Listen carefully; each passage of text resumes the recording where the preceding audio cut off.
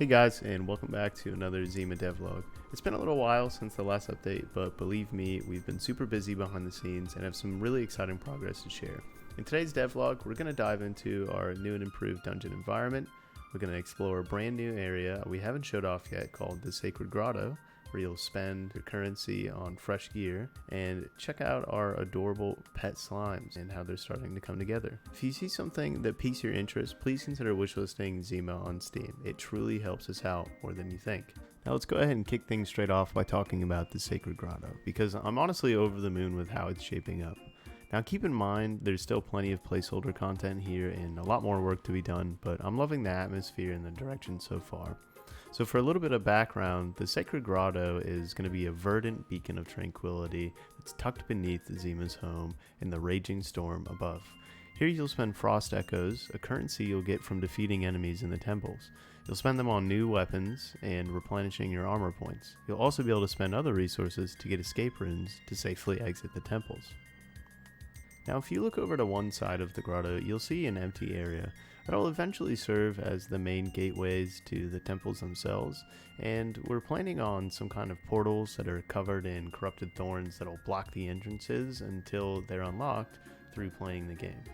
Every temple will have unique themes, enemies, and different environmental challenges and traps, but the grotto will remain your safe haven to restock and re-equip yourself. Over here on the opposite side of the Sacred Grotto, you'll notice what we're calling our Slime Ranch, which I'm really excited about. This is where each of our collected slime pets will hang out, bouncing around happily until you come back to grab one of them for your next adventure. Each pet grants you a specific buff, loosely tied to the type of enemy it originated from. For example, the regular slime pet increases knockback with melee weapons, making it easier to keep mobs at bay. And the frog slime pet, like you'll see up on top of that pedestal, boosts your damage with the boomerang attacks, which we'll take a look at in a minute. But for now, that's just a taste of the pet area. There's more slimes planned, each with their own flair and gameplay benefits. I can't wait for you guys to find them all and build different strategies around which companion you bring along. We still have plenty of work to do in the Sacred Grotto, from refining the look of the environment and interactive elements. But for now, I hope you can see how it's shaping up to be a nice, serene, central hub for both relaxation and preparation between temple runs. Now moving on to the first temple, and we can take a look at these beautiful new walls and some additional props in the environment. Also, I do want to show you guys just how many objects and different things are now in the map. It's getting pretty crazy, but honestly, making the different areas and adding all of the props has been really enjoyable. Now, as a big fan of classic adventure games, I have a firm rule. If we have a dungeon, we have to have some kind of breakable pots or breakable barrels or something to that effect, and I am very happy to report that we have finally added breakable pots to the temple. It's a small detail, but it adds a surprising amount of fun. And now we have a perfect chance to show off the new weapons. First, we replaced the placeholder for the bow and arrow, and we now have our own, and I think it feels pretty good, but definitely needs some work. Next, we have my personal favorite weapon so far, and that's the boomerang. It's meant to be a quick kind of hybrid weapon between melee and ranged, and I've really been loving playing with it so far. Next up, we have the staff, which fires a freezing orb that may or may not interact with certain things in the environment.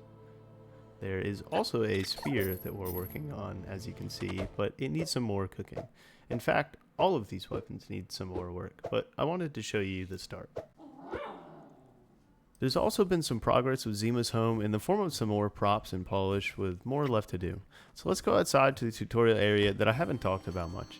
It'll be a small area to teach you just the basics and give you your first sword, then get you right into the first temple. We now have these really densely packed trees that I love as the area boundary. So this area is nearly ready for testing, which my friends that have been playtesting the game for me will be glad to hear, because there hasn't been a tutorial area at all. Also, to be at the stage that we are playtesting with friends in just a few months is very exciting to me. We've been getting really good feedback from it, and I'm hoping to come through the Steamworks dock soon to be able to playtest on Steam, so look out for that.